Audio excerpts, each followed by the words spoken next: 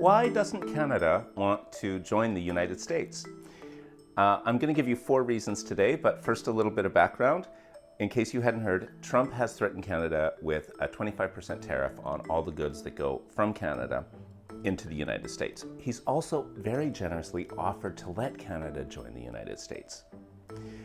Canadians have rejected this offer in perhaps more vocal terms and less polite terms than Canadians usually use. I want to talk about the 4 reasons why I think Canadians wouldn't want to become Americans, the differences between the way of life in Canada and the way of life in the United States. Reason number 1 is that Canada has a different healthcare system in the United States. Everybody knows about this one.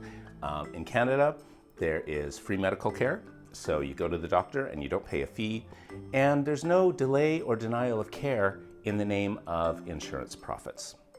Number 2, very closely related to number 1, there's no restrictions on access to reproductive care. Abortion care is treated the same as any other medical procedure. It's a decision between the doctor and the patient alone. And it's funded through the publicly funded healthcare system. And by the way, I know that this is a vast oversimplification of life in Canada, and I know you're going to let me know about it in the comments below. While you're there, also let me know about the differences that you've observed between Canada and the United States. They could be political, economic, cultural. Number 3 is guns.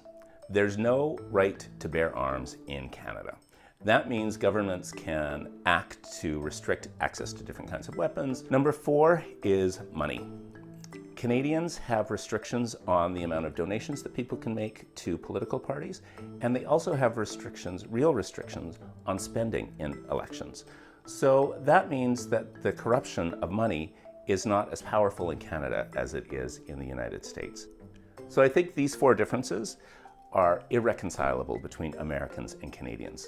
I think there are also irreconcilable differences between Americans and Americans. On the healthcare front, an insurance CEO was murdered because his company's policies make it harder for people to get care, and Americans cheered. As the new Trump administration and Republican-led states try to restrict access to abortion care, 2024 saw majorities in 8 states vote to ensure and expand access to reproductive care.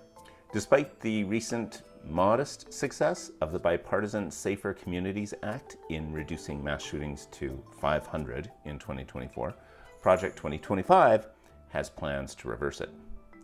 Lastly, massive donations and dark money fueled election campaigns that put an unelected man in the White House, where billionaire interests are outweighing Americans' needs. These are deep, profound, possibly irreconcilable differences amongst Americans. So when Donald Trump is thinking about expanding outside of the United States, looking outward, my advice would be to start to look inward, to figure out how he can hold on to what America's already got. I'll see you in the comments.